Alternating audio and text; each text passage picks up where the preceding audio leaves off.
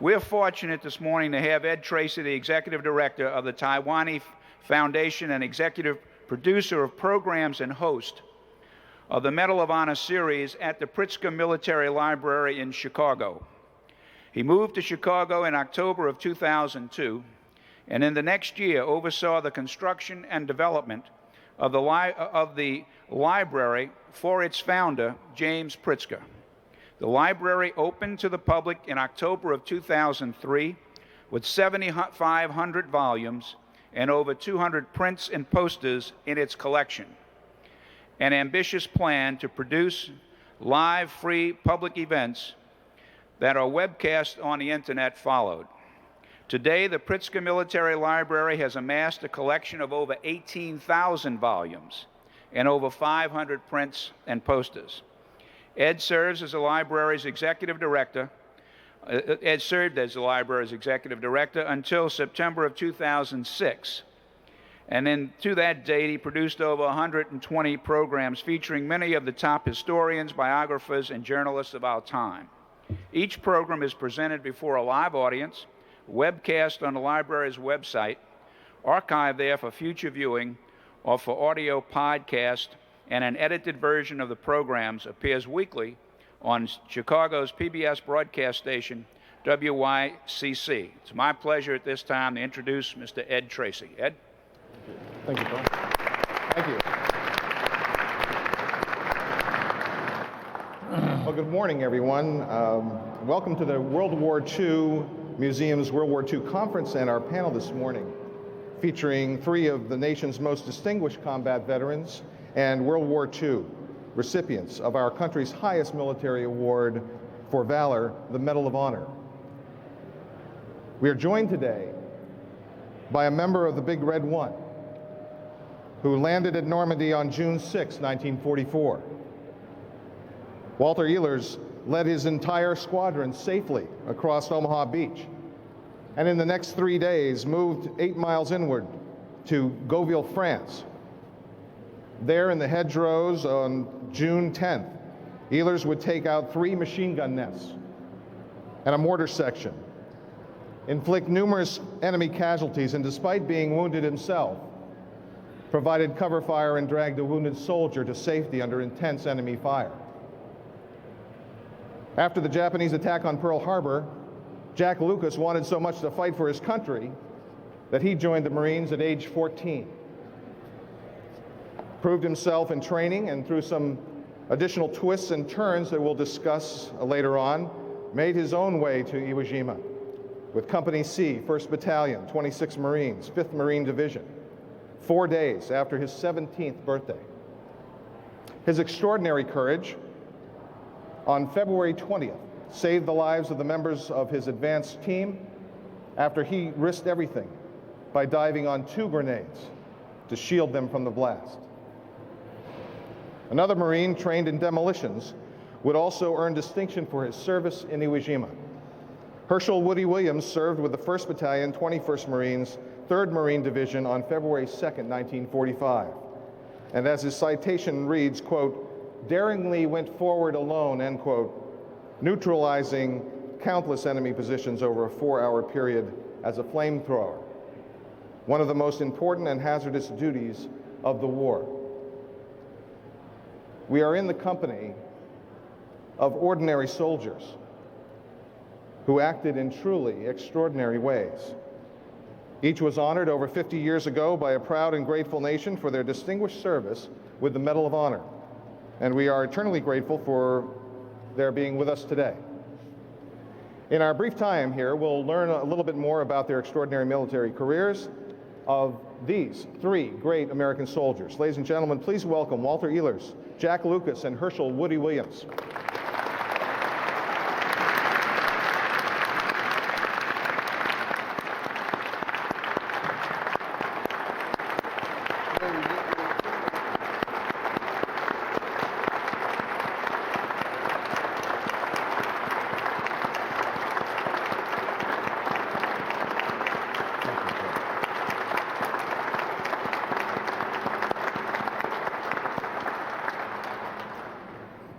Okay, we can go now.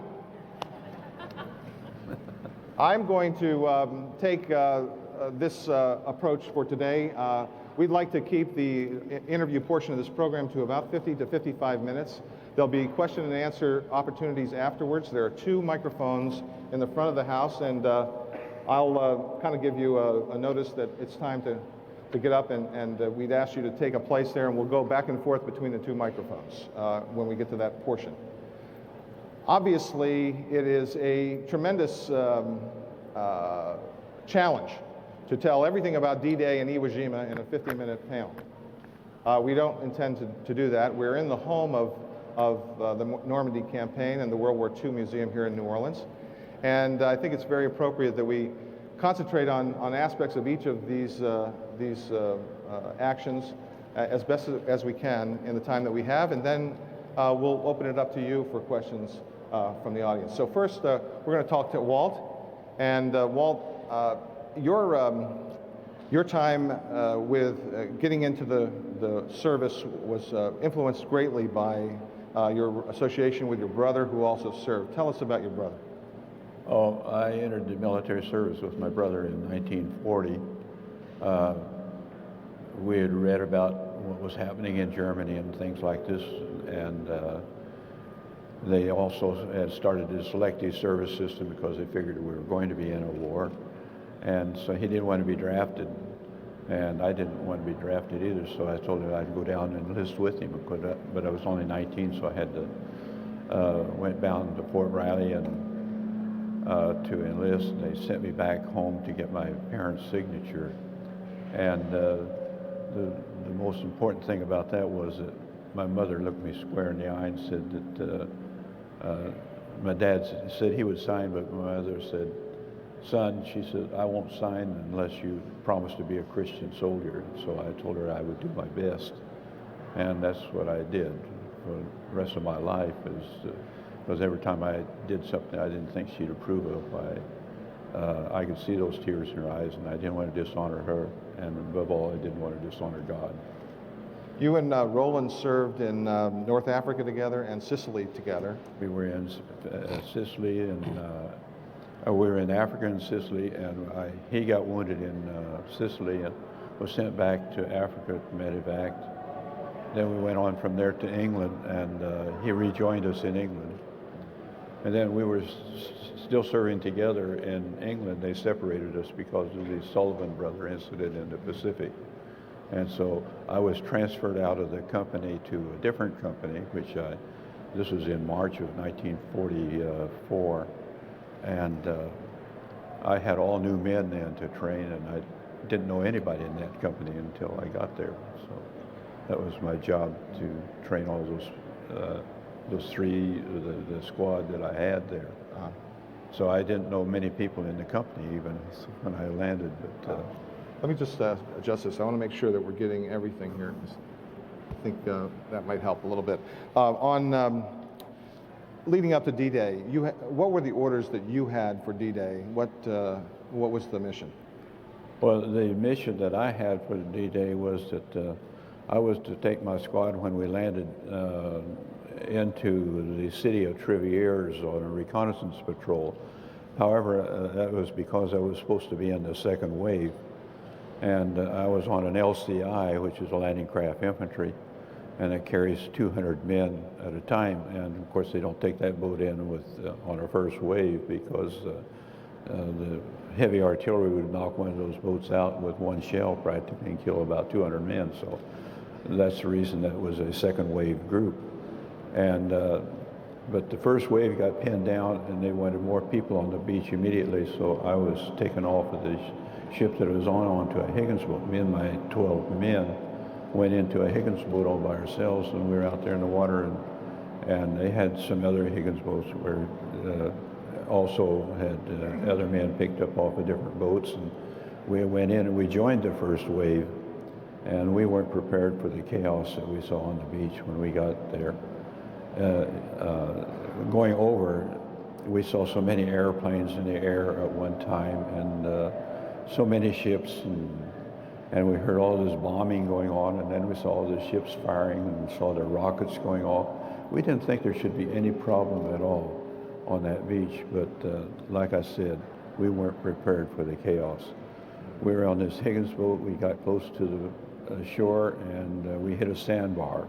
The first thing that happens is the pilot of the boat says this is as far as we go. So they let the ramp down, and we go out into the water, and then as soon as we go over on the other side of the sandbar, we go down into water. It goes up over my second in command's head.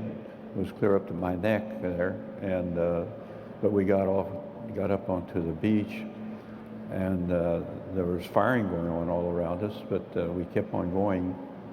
Got up on the beach, and the beach master up there was a lieutenant commander. He said, we asked him what, he was directing traffic. We asked him what direction we go from here, and he said, we'll follow that path. The only way you get across this beach is to follow that path, because otherwise you go to the right or left of it, you'll step on mines. And of course we found out real quick what happened is that the men that went up that path were the ones that cleared it. There was no minesweepers on the path. There were no craters.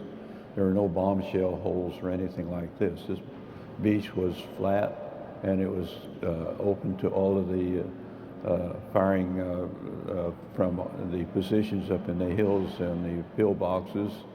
And we were in crossfire from pillboxes down to the right of us and down to the left of us when we landed. And then right in front of us, we had 3 pillboxes. And then we had a whole German infantry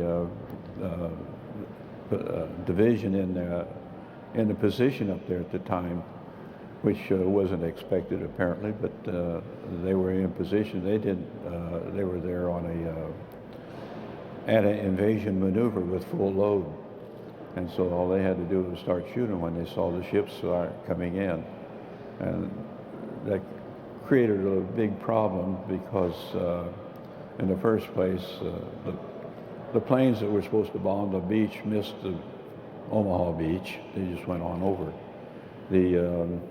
And the artillery was firing over inland further, and they didn't make any shell holes in there. So that we just had nothing but a flat beach to go across that was mined and everything.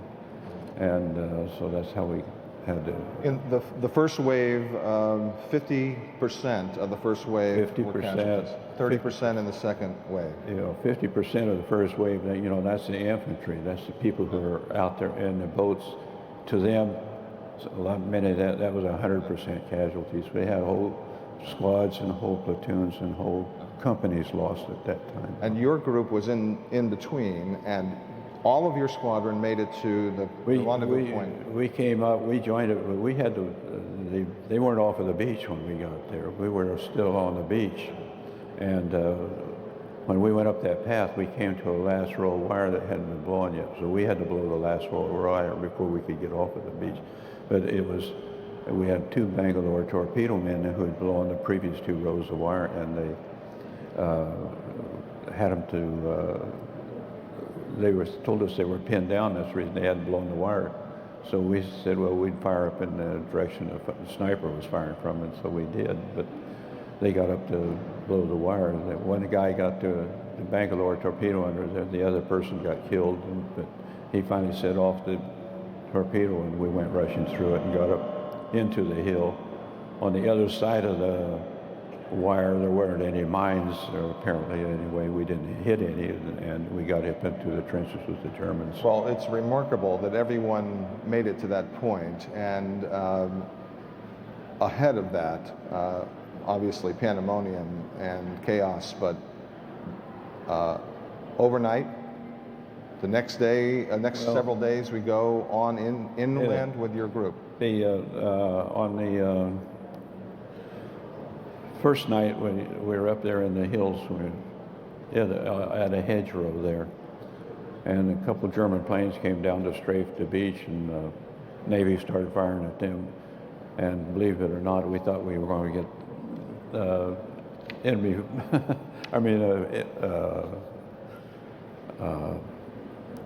we thought we were getting fired on by our own troops, and what had happened is when they lowered the guns to fire at this, the planes were coming down there, the shells were just barely going over the hedgerow where we were, and landing in the field just beyond us, and we were just lucky that night. But the next night, we had we had a perimeter out on there, and we were in about 2 or 3 miles, and a German patrol entered the perimeter, and they got fired on when they entered, and they ran through our groups, but we couldn't fire on them if they got into our perimeter because we'd been firing on one another. So the company commander wanted somebody to take a patrol out to follow them, and I took it out. I was the one that got charged to do that, and I took it out, and we followed in the dark down the hedgerows. You couldn't see a hand in front of you, but we could hear them. And we ran across a briefcase, picked it up, and brought it back, and we took it to the CP, and the CP opened it up and found a second and third line of defense maps in it that the Germans were going to withdraw to when they withdrew from the beaches. So the next 2 days while we were out there in the perimeter, and we were hitting these positions pretty much on the head. And that's probably how we came upon all of these machine gun nests and the second and third lines of defense there. Now you had to break through those positions because the gates in the hedgerows were booby traps, so you were trying to push through in other areas to advance, correct? Yeah, well, yes, as far as we were concerned, of course, we can go through the hedgerows, but, you know, we didn't have any tank support until they could bring up tanks, but they finally got some blades and put on the front of the tanks and bulldozed through the hedgerows, because if you went into the sections where they were entered in and out of the field, so they were usually mined with teller mines and blow up the tanks when they'd go over them. So they started crossing through by going through the hedgerows. But we were out there in the fields ahead of that, and on the 9th of June is when I knocked out the 3 machine gun nests and enemy patrol and so forth. We had 2 platoons advancing. One platoon was over in the field on the left, and we were in this one. They got fired upon, and as soon as they got fired upon, I didn't want to be caught out in the middle of the field, so I rushed my squad up there. And then I was going down the hedgerow, and I wanted to know where that machine gun was firing from. And so I started going up the other hedgerow, and I came in contact with 4 German patrol, and they had their guns pointed at me. And I knew I wanted to go to where the machine gun was, but then I had to make up my mind. I had to shoot those 4 Germans before they could shoot me, otherwise I wouldn't have been able to get up to the machine gun. So that happened, and that's how they got killed, and then I went on and crawled up, got it to, knocked out the machine gun nest. Had my men to fix their bayonets at that time. And when we got up to the next machine gun nest, we knocked it out the same way. When we went up on the mound behind it, we found a mortar section, and when I came up on the mound there after knocking out the machine gun nest, and when I had my bayonet fixed, and the Germans saw me there, and they had 2 mortar positions, about 12 men in there, and they were sitting up this, they were firing these mortars, and when they saw me, when they started, we asked them to halt, you know, but they started running, and when my squad came up with all their bayonets fixed, well, they really took off, you know, and so we had to shoot them all that we could, and we kept on moving on. Now, up to this point, you didn't know what had happened to Roland at all. No, I didn't know. No one had contacted you. Roland? All I knew is that on the first day that they told me he was missing in action. And actually, the way you found out about the medal was in a transport situation. You read it in someone about me getting the medal. Well, I didn't. I got the medal for the 9th and 10th of June, but I didn't find out about it until in November of 1944. Yeah. When after I'd been wounded up in the Hurricane Force, I was medevaced back to a hospital, eventually into Paris, and then I was coming back to the front line. I was reading the Stars and Stripes, and a guy on the train was with me. He knew me and my brother by our last names, and so he was saying, "Hey, Ehlers, I read here where your brother got the Medal of Honor." And I said, "Well, I'm reading that too," but I didn't tell him he was reading about me because I hadn't gotten it. Yeah. So and that's how I found out I was getting it. And unfortunately, Roland never made it to the beach. No, he got killed on D-Day. Yeah. He got killed on the second wave. Yeah. Sir, tremendous story.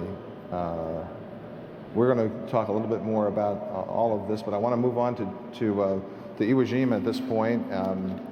And to put it in context for people a little bit in terms of D-Day and Iwo Jima, 170,000 approximately in D-Day involved in that operation, roughly 70,000 involved in Iwo Jima, but in percentages, great sacrifice by the Marines there. 22,000 enemy troops on the island, 21,000 didn't make it off. Jack, strategic importance of the island. Give me a couple of reasons why Iwo Jima was an important target. Hoorah! I just want to make sure all of you are awake. Can you hear out there all right? I don't mean the front row. Can the back row hear all right? Well, raise your hand then. Don't sit down just like dummies. Okay. Now, what are we going to do? We're going to fight this battle again? Not the whole battle, just your part. All right. I wanted to know about the strategic importance of Iwo Jima. Well, the strategic importance was that Iwo Jima had Japanese fighter planes that was in direct line between the flights for the B-29s coming from Tinian and Guam to bomb Japan. So the fighter planes would go up and strike the B-29s going to that bombing in Japan and get the cripples coming back. So it was very essential that that island be taken to decimate the fighter planes that were going up and raising havoc on the B-29s going to Japan. Now, what our great intelligence services did not know when they bombed and shelled Iwo Jima. In fact, B-29s bombed Iwo Jima for 76 days prior to our arrival. And Navy, with their big guns, shelled Iwo Jima for 4 days.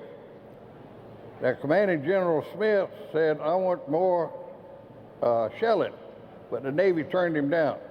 He said, we're not even getting any return fire from the island.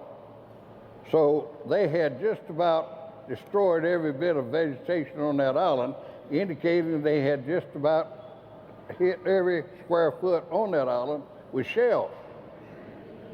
So the Japanese were pretty smart in that this is the first time we had attacked a Japanese-held territory, their own land.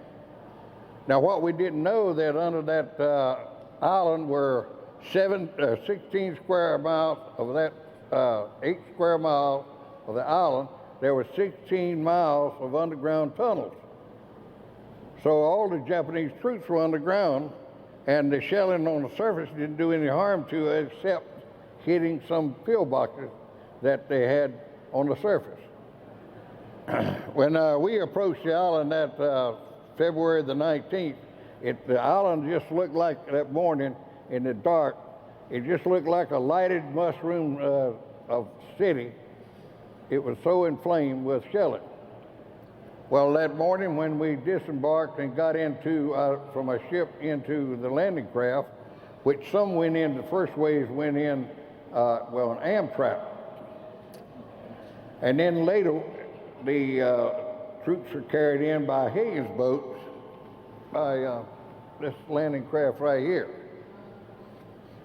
Well, they let about 4 waves of Marines get ashore before the Japanese turned loose. Their theory was we're going to kill more people with fewer shells by letting them congest on the beaches. And that's exactly what happened. The first 2 days, we lost 5,320 men killed and wounded. And that was because of all the mortar fire and the artillery that was zoned in on the beaches, coming from the north end of the island and from Mount Suribachi, which is on the southern end of the island.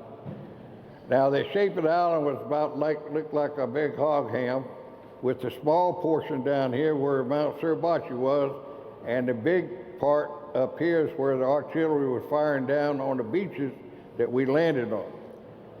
On the first day, landed 4th and 5th Marine Division.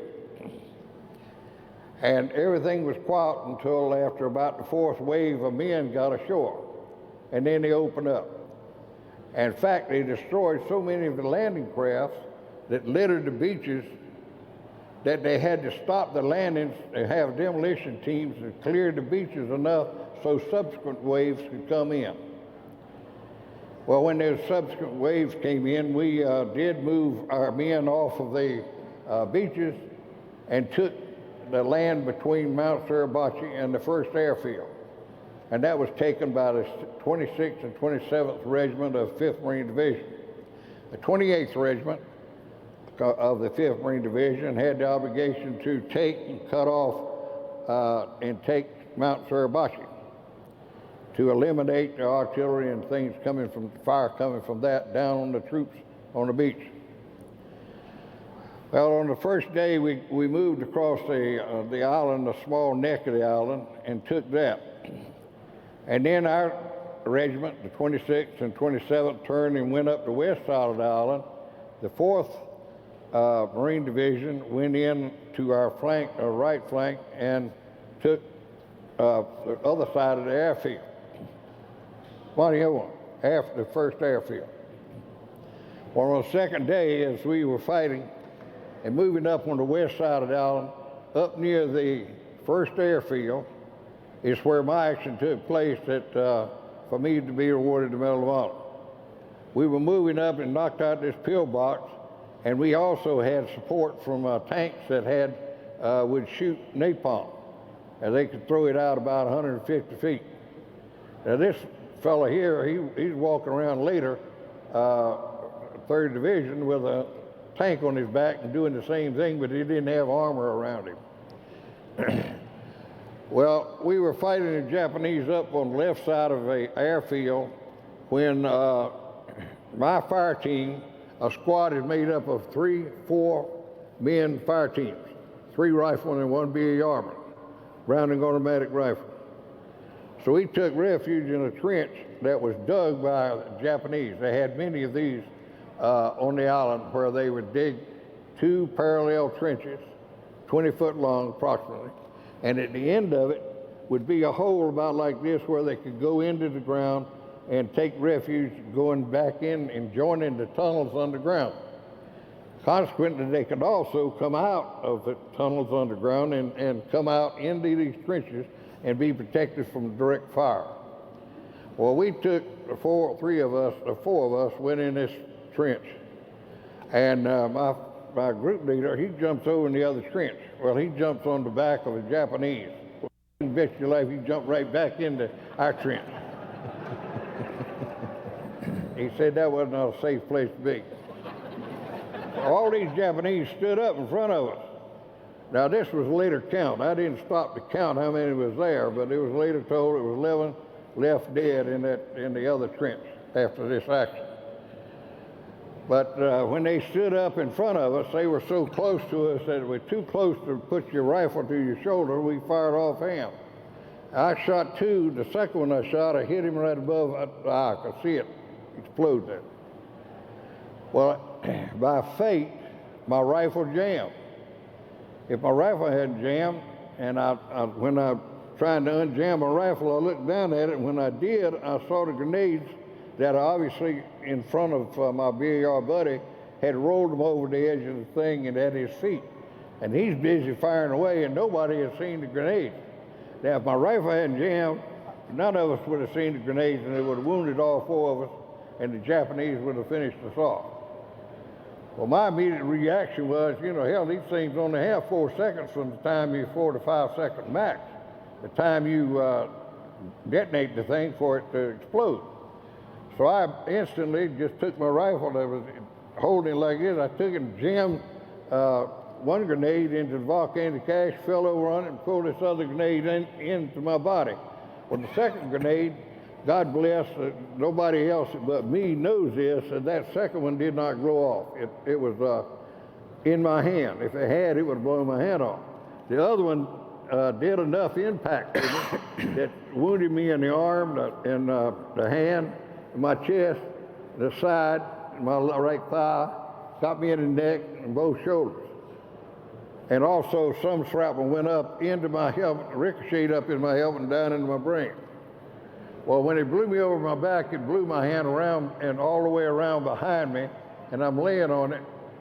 And my men, I guess they ran on out of the trench and turned back and killed the rest of the Japs. But I could still see hear a lot of gunfire going on. It never knocked me out. My mother said, I knew you were a hard-headed little devil.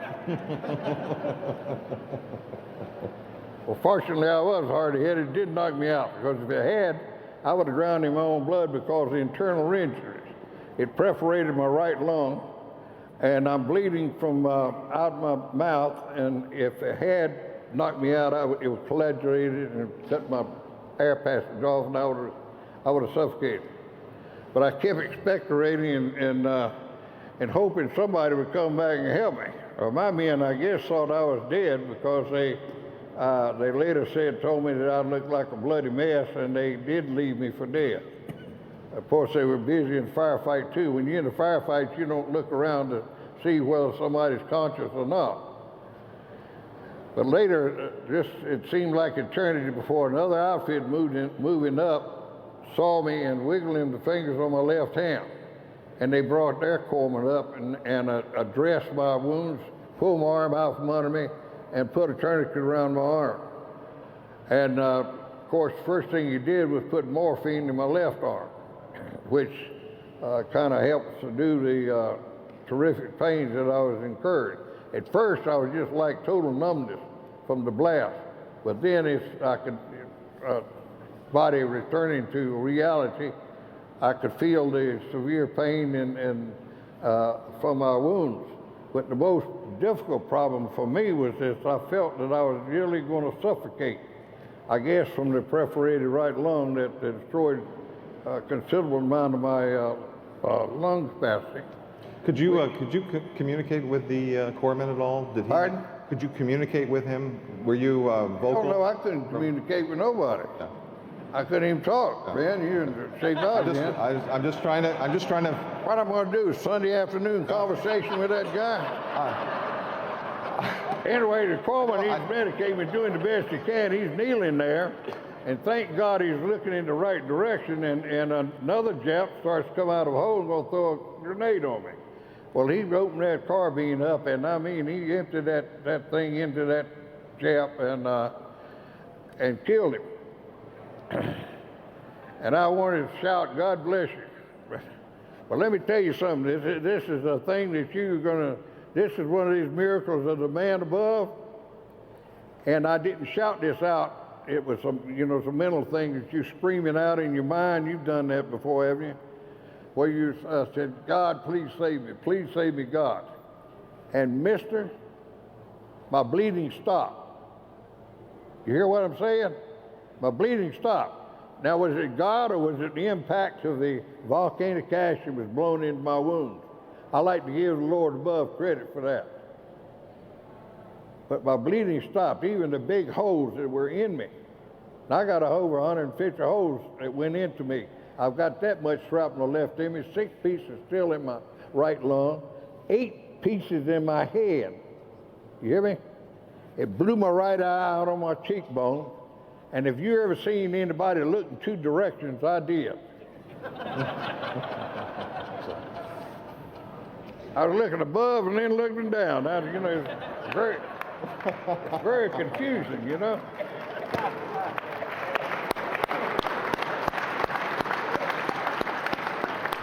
I have to. Anyway, the corpsman, he sticks my eyeball. Yeah, I ain't finished yet. It's okay. He sticks my eye back into my head, and then I regained my sight. And since then, I've never had to have glasses other than up close reading, and never had one problem. One piece is about the size of a BB shot that rests 1/32 away from my optic nerve, cutting this thing off from my right eye. I have two right here in the front left lobe that's the size of 222 bullets. Now, if I'd have known this years earlier, I could have used this as my excuse for all the things that I did. He's prayed for me for 60 years.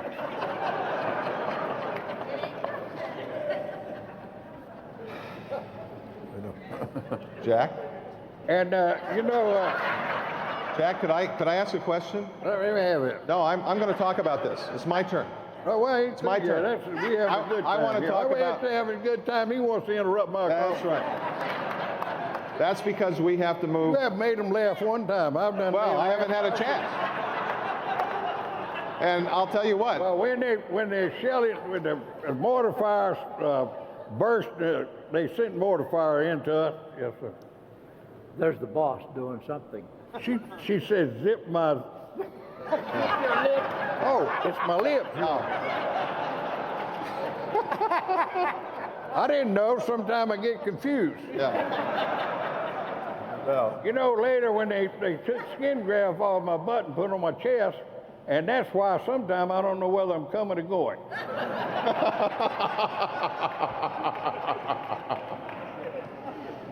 Well, I would be When remiss these people right now. took me out on a stretcher and took me back behind the line, they were so tired of running, one dropped me and split the back of my head open. I said, my God, one more gash. Well, they got me on back behind the lines, and they given me blood, and put a tube down my throat and put me a shot of brandy.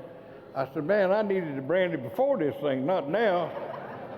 Look at her. And then they covered me over with a poncho. I said, oh my God, I'm dead and don't know it. You know, you see in the movies, they cover you over, that guy's gone. What do you say next?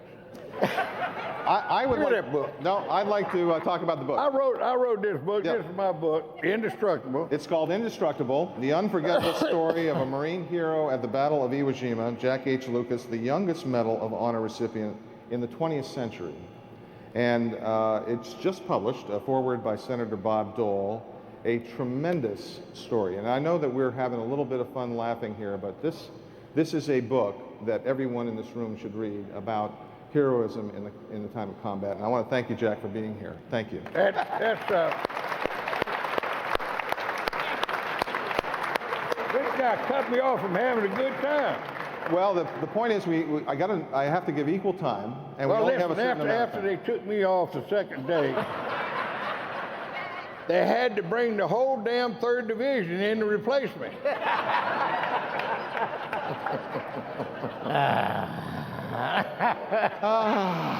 And that's a great time to turn to Woody Williams.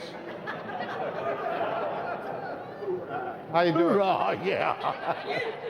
Woody, tell us about munitions training. How did you learn to be a how does someone learn to be a flamethrower? Being taught. Well, let me say first off that the reason the 3rd Division had to go in is the 4th Division didn't do the job right. If they hadn't done it right, I'd have got to go back to Guam and never been ashore. I wasn't in the 4th Division, I was in the 5th Division. Oh, 5th Division. Either one of them, they didn't do it right. Every Marine is trained to be a rifleman. Whether he's going to be a cook or a baker or a cookie maker. So I was trained to be a rifleman. But when I got overseas to Guadalcanal, there was a new system starting of making a special weapons unit. And they called it Flamethrower Demolition Unit. And that's when the flamethrower actually became available. The flamethrower was a thing you hung on your back that weighed 72 pounds, and if you fired it continuously, it would last 70 seconds. When they first came out with it, they came out with the napalm, which is this gummy stuff that is supposed to stick and burn phosphorus on whatever it hits.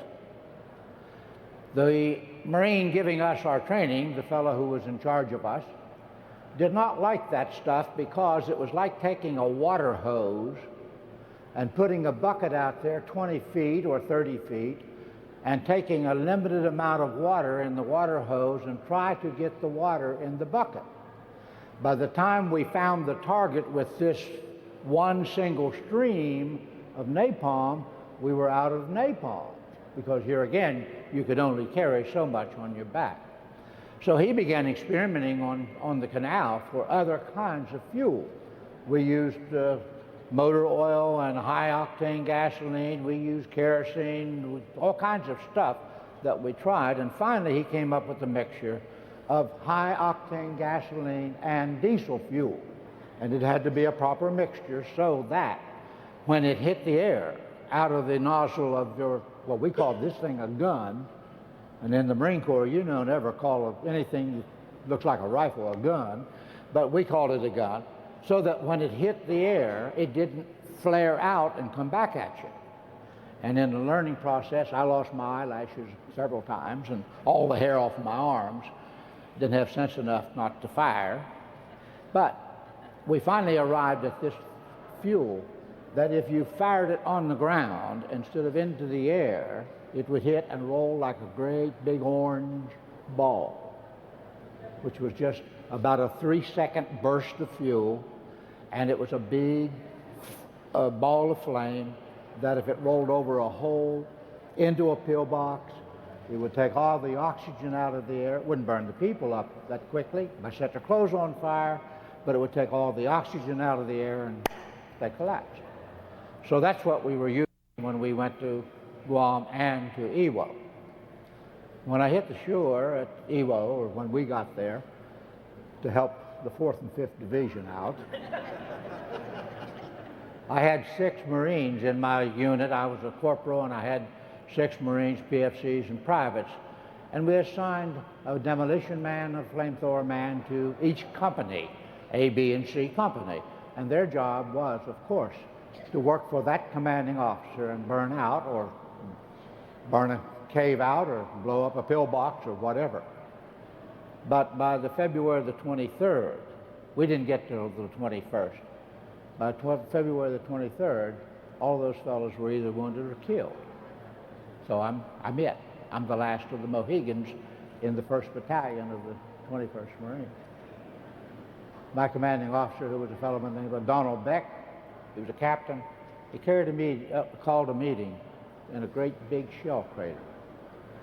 That was the only place that we felt that we could get, or he felt that we could get below ground level to where we would not be subject to grazing fire. We had lost an awful lot of Marines attempting to knock out these pillboxes. History says there were 800 of them in this total complex area, and they were self-protecting, so that if you approached one of the others could see you. And in that hole, he asked questions. What can we do? Because he had lost so many of his men. And finally, he turned to me and asked me if I thought I might knock out some of those pillboxes. And I don't know what I said. Not the slightest idea. Some of the men in the hole said I said, "I'll try." That's all you can do. So he gave me 4 Marines, 2 automatic riflemen, barmen, as Jack explained, 2 riflemen. Their job was to protect me as I was trying to approach these pillboxes to get close enough to burn them out. You had to get within 30 yards max. Usually you had to get closer than that depending on the ground contour. One of those men became my pole charge man. We would take a 8-foot piece of wood, put a piece of wood on the end of it, then we would tape, tie, fasten on explosives on the end of that pole charge, so that if we could ever get close enough to the pillbox after we burned it out, that we could run it through the aperture in the front of the pillbox, we could blow it up. You couldn't destroy it because it was 2-foot reinforced concrete, but you could blow loose everything in there. So he was my man. This medal that I wear, I have said ever since I was discharged from the Marine Corps in 1945 that this medal really does not belong to me.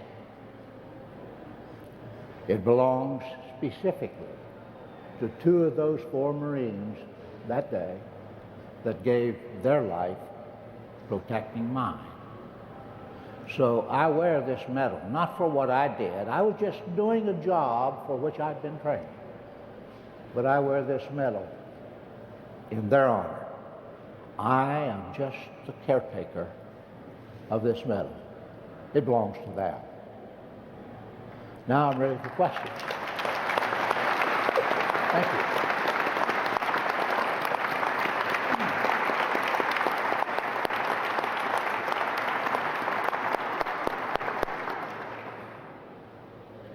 Woody, the experiences you had on Iwo Jima affected you in a deeply spiritual way, I know. Can you talk a little bit about what happened after the war for you? After Iwo? Yeah. I probably, like Jack, had never heard of such a thing as a Medal of Honor. Had you ever heard of it before? I didn't know such a thing existed. And often we are called, or people when they are talking about us or say something about us, they say we are winners. Believe me, I did not go there to win this thing. No way in the world. We are recipients because of a grateful nation and a commanding officer or an officer who believed that we did something that was beyond what an average smart human being would do. So when I came home, I became altogether a different person. I was born and raised on a dairy farm. I grew up in the country, had no military background, nothing. And I've been asked many times, why did you join the Marine Corps? Well, believe it or not, in 1942, right after my 18th birthday, I went in to join the Marine Corps, and I filled out my paper and handed it in to the recruiter, and he said, we can't take you. And I said, why? He says, you're too short. They had a 5'8" requirement at that time, and I couldn't even jump that high. So they wouldn't take me, and I went back home to the farm, and of course he kept my name, and then in 43, they did away with that, said they'd take little fellows like me, runts, and then I went. But it changed my whole life. And my life changed because I was now a public figure. I didn't just represent Woody Williams. I represented the Marine Corps, in a sense. And I certainly represented all of those Marines who never got to come home.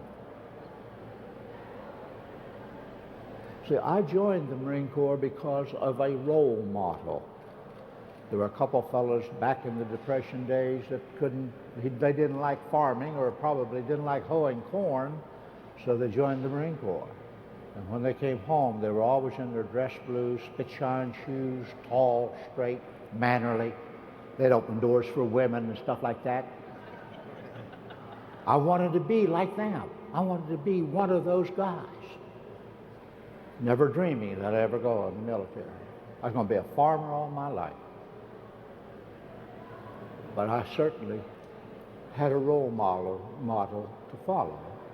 And then suddenly, I became a role model. Oh, there were times I didn't like that, because it puts you in a position where you've got to be, if you're going to be a good role model, you've got to be very careful how you roll. We have a jail within 5 miles of my house that has 400 inmates. They are not good role models for youth. I wanted to be a good role model for those who followed behind me. And I have tried to do that. I became a Christian in 1962. Up until that time, I had not lived up to the promises that I made God on that island of Guam and Iwo Jima. I made promises. You get me out of this thing, I'll do anything. Anything you want me to do. I hadn't lived up to that. In 1962, I decided, buddy, you better get yourself right. And for 31 years, I had almost the highest honor, maybe it was the highest honor that I could possibly have, of being the chaplain for the greatest group of men you have ever met in your life, the Medal of Honor Society. They're just all very humble people, and all of them will say, I was just doing my job. But they did more than that. They were good role models. Thank you very much. Thank you. Thank you, gentlemen.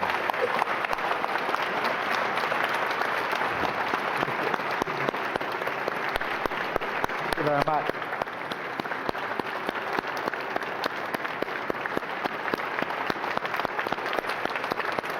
Thank you very much.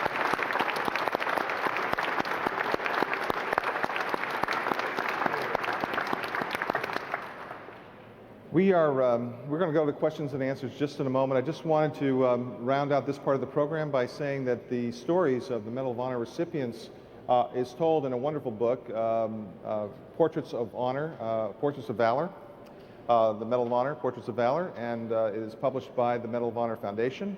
It's available here at the museum, and it's available also online at their website. And I'd encourage everyone to read these great stories of our American heroes. And gentlemen, again, thank you for telling your stories today. We'll go to Q&A in just a moment, but I just want to say thank you very much for being here. Thank you, Ed. Got a question and answer? Got a question and answer thing We're here? going to do Q&A. Yeah. So we'll take some questions now from the audience. There's a microphone here, and there's a microphone over there. Sir. This is for all the recipients. How much of a burden is it to have that medal? I mean, do you ever feel like you go into a restaurant and people want to talk to you, or if, How much of a burden is it to have the medal, Medal of Honor? Never been a burden to me. I've just always been so honored that I could represent somebody else, not me. I could represent the Marine Corps, and I could represent all those Marines who never had an opportunity to come home and represent themselves. So it's never been a burden. It's always been a terrific pleasure. We represent over 400,000 men that gave their lives in World War II. Absolutely. 400,000. Give up all their tomorrows for our today. That's right. And that's why we wear this medal, and we get out in public and let people, remind people of the sacrifices that have been made for this great country. In World War II, we had 900,000 that were wounded, many maimed, no arms, no legs, that had to come back and live their life without these members. So we always want to remind people of the sacrifices that have been made for this country to preserve and sustain the freedom. And we hope and pray that the young people of today, when they're called upon, they will not scoot out to Canada or someplace else, and stand up and sustain the continued freedom that we enjoyed in this great nation. Amen. The greatest nation on earth. Amen. Hey.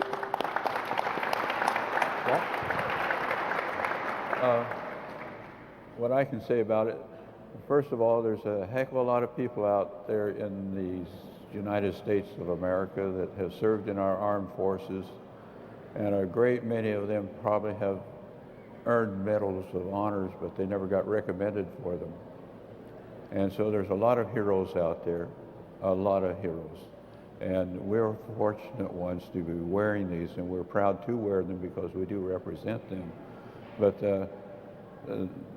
don't believe anybody that there's not any more heroes out there than what we have here. We only have 111 Medal of Honor recipients living, but we have several million guys living that are heroes of this World War II and all the wars ever since then. And we got a great bunch of guys out there right now that's fighting for our very lives here in this country. And we have a lot of heroes out there everywhere. This is a great country, and everybody has been in the military services fighting for God and country. It's fantastic.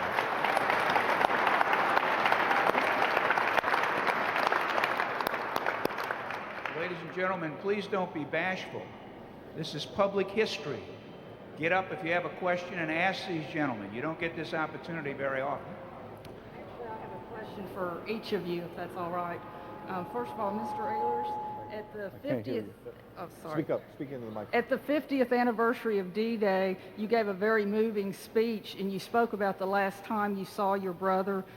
Could you speak a little about that now, please? Your speech with your brother. The last time I saw my brother, No, the speech that you gave. You gave a speech in which you spoke about the last time you saw last your time you saw brother. your brother. Can you talk about the last time you saw him? Could you talk about the last time you saw your brother? the last time I saw my brother was prior to landing.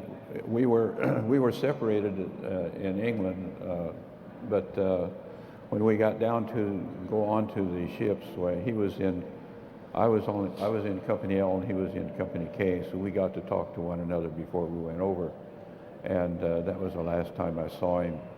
And we had made a pact, you know, that when we were serving together through Africa and Sicily, that if one of us got wounded on the battlefield, we'd keep going as long as the battle was going on, and then if we had time, we'd come back and look for the other person, because that's what our medics were for. They were to pick up the guys that got wounded. And so that was the last time I ever had a word with my brother. We said goodbye to one another in England.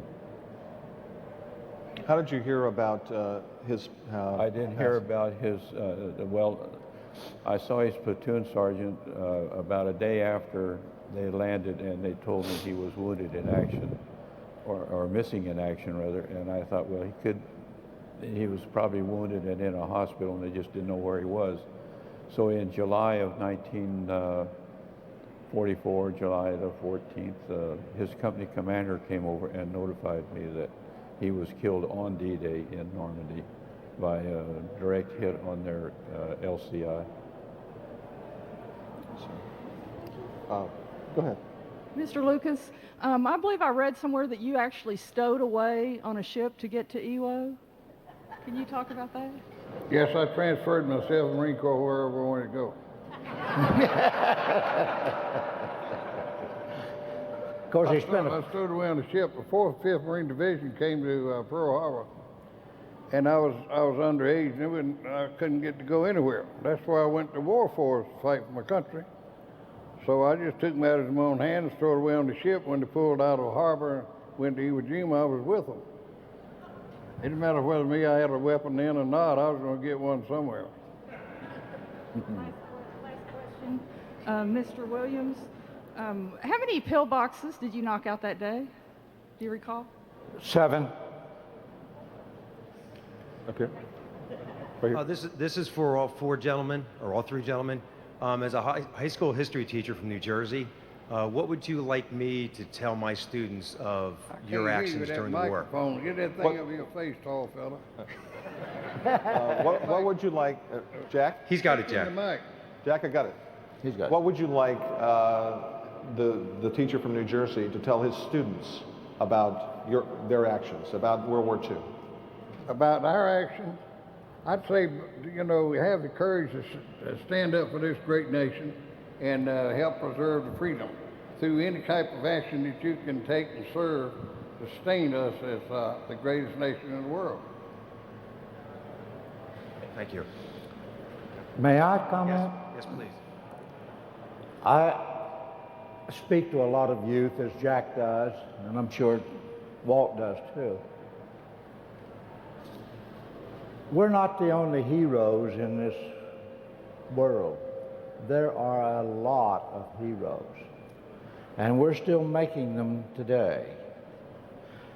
At the Iwo Jima, not at the Iwo Jima, but at the Marine Corps Museum just last Friday, Jason Dunham, who gave his life protecting his men, is a hero. Paul Smith, 2004, gave his life protecting his men.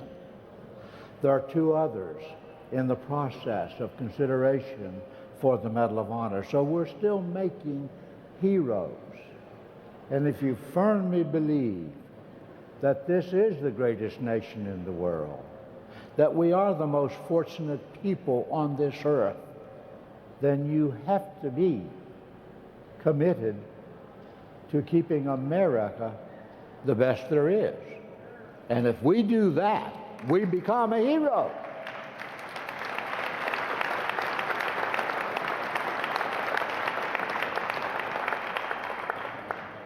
The guy that wants to ask a question. This gentleman's next. Yes, sir.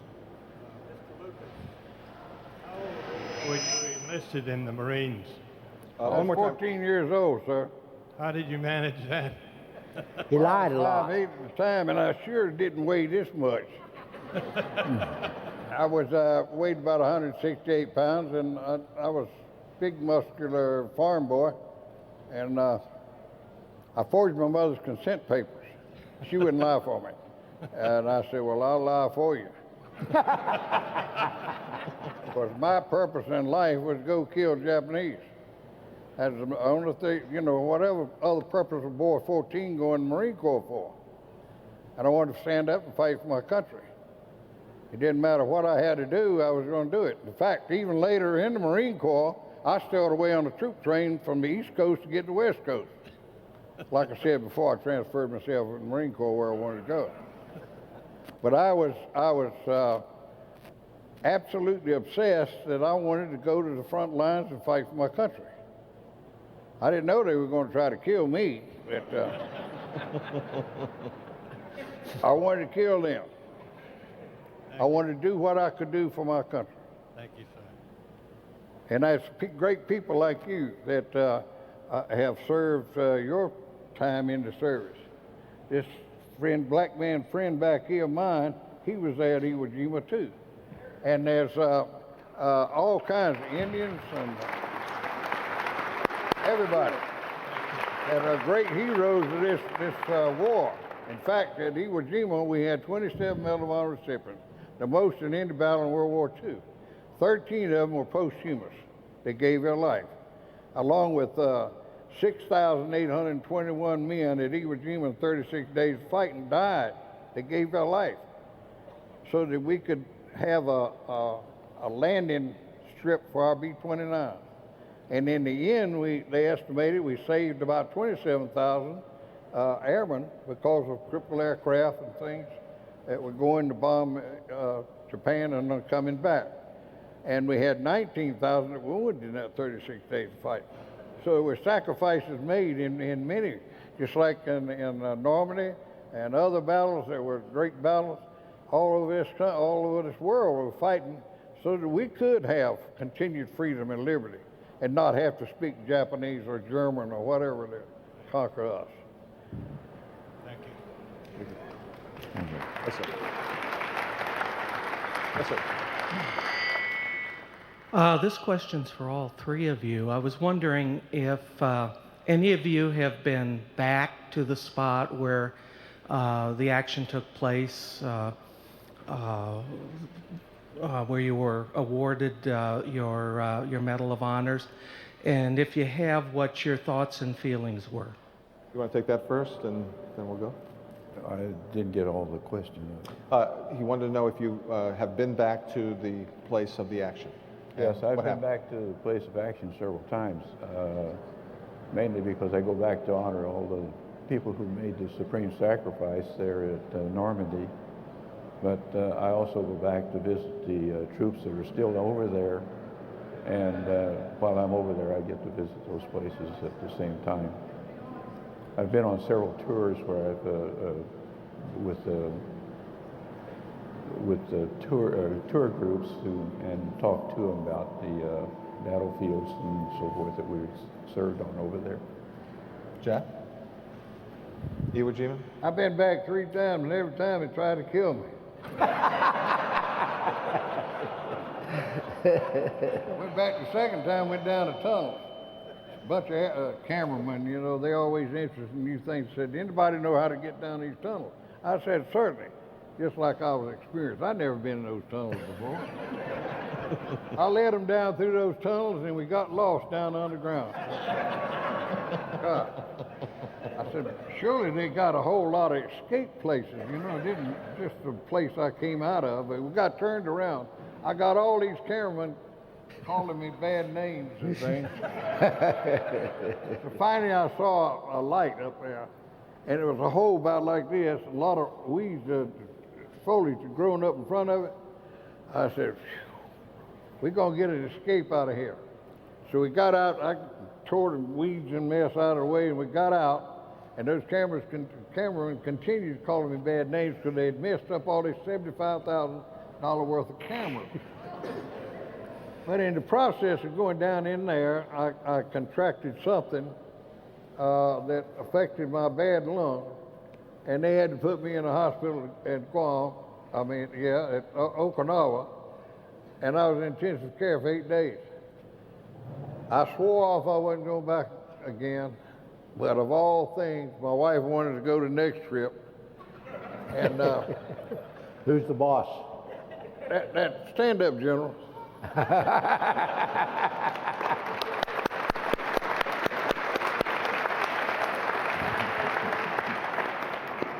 And if I didn't have her, I wouldn't be able to survive this time. But the next time, the Marines kept me so busy, you know, I like to talk. They kept me so busy talking, I forgot about drinking water, and I became dehydrated, and I wound up in the hospital again. They had to carry me off the plane and put me in the Guam hospital. The fourth time I went, I behaved myself, I drank plenty of water, and I came back healthy. And I'm not going again. My luck's gonna run out. Woody? After his experience, I never wanted to go.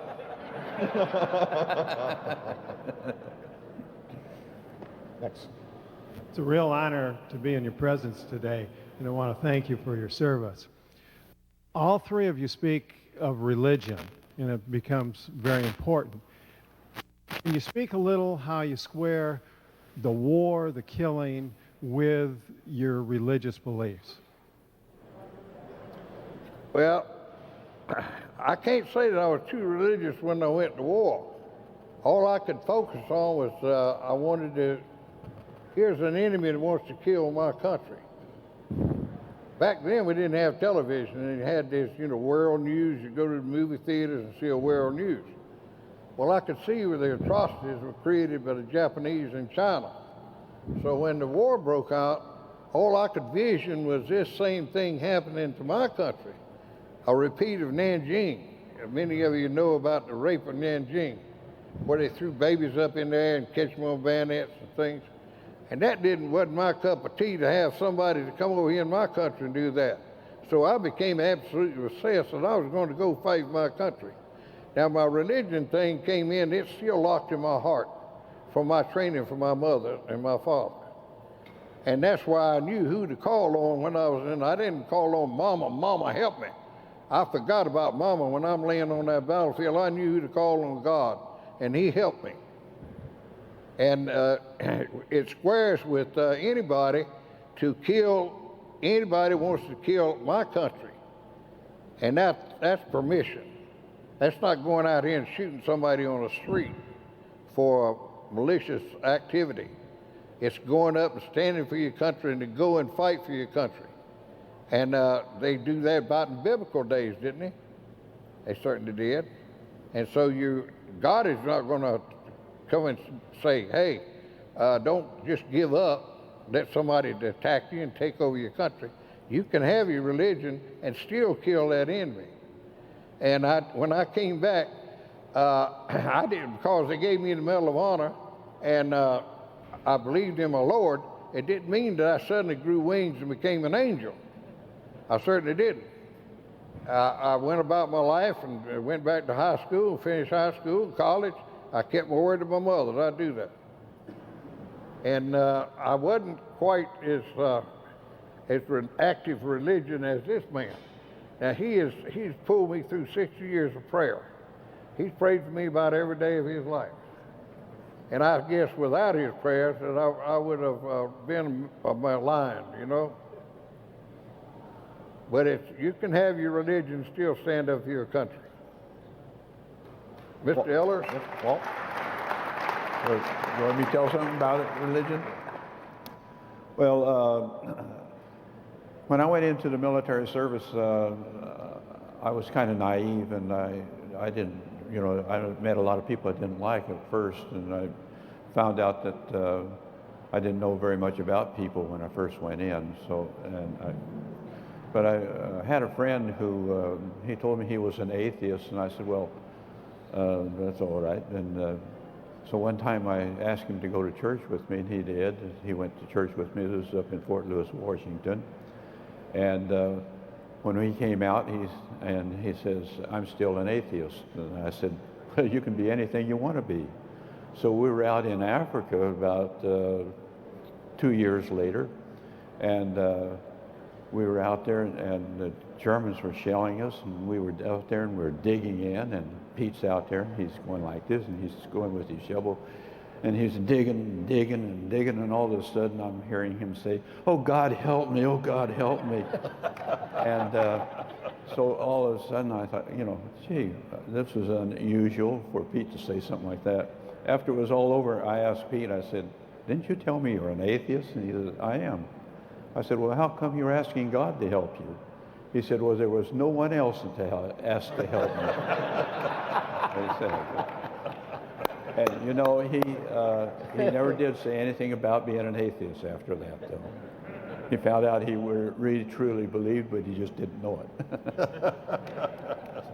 How about you personally? I personally always believed, that's the way I lived my life. But I believe like Woody does. You've got to do a lot of praying. My mother did a lot of praying for us boys. By the way, I have one thing I can tell you. That one time we were having the Indianapolis dedication of the memorial, Congressional Medal of Honor Memorial in Indianapolis. I'll get it out. And I called my brother because I didn't have anybody in my family who wanted to go with me, so I called my brother, and he lived in Elkhart, Indiana, and asked him if he would go with me. And we got to talking on the phone, and I said, you know, Klaus, I said, when I was in Africa, I had these nightmares that my mother and I were over in Japan helping you fight the war. And then he said, well, Walt, he said, I had the same dreams. I was dreaming that my mother and I were over in Europe helping you and Roland fight the war over there. And I couldn't believe it, you know, that actually happened. So I think her prayers were really on both sides of the war there, and it's great. By the way, when I got wounded, a bullet hit me in the side and went into my pack, and it hit a bar of soap and came out the back of my pack.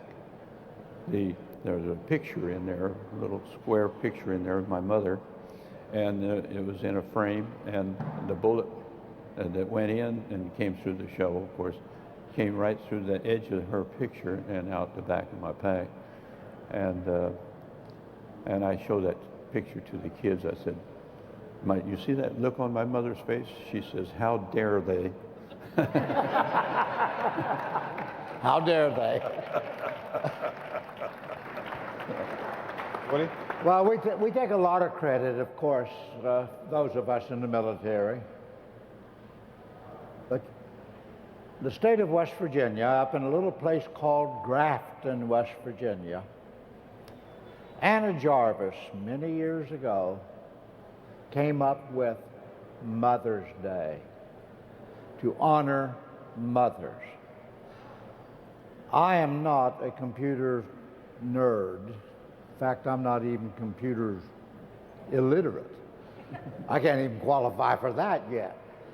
But the searching that I've done, and I've had some of my kids who are, I think, nerds, search, and we have not been able to find in America where there is any kind of a memorial or a monument that pays tribute and honor to our mothers. And the only reason we were in war was because our mothers gave us birth. In West Virginia, we have started a program in the last year and a half to have constructed somewhere in that state a monument, a memorial to all mothers. My mother had 3 of us in service at the same time, 2 in Europe and 1 in the Pacific. One of the brothers was way back in supply, so he was not in great danger. The other one was in Patton's 3rd, and he was in terrific danger. Both of us were wounded. My mother received those terrible, terrible telegrams from our government that just said, "We regret to inform you that your son has been wounded in action on such a day." No explanation, no details of how severe it was, whether they're going to live or not live. Imagine being a mother under those conditions. No place to contact, nobody to talk to, and nobody calls and says anything. And she lived with that until we wrote home and said, "Mom, we're okay. We made it." We need in this country a mother's memorial to honor our mothers who gave as much as we did.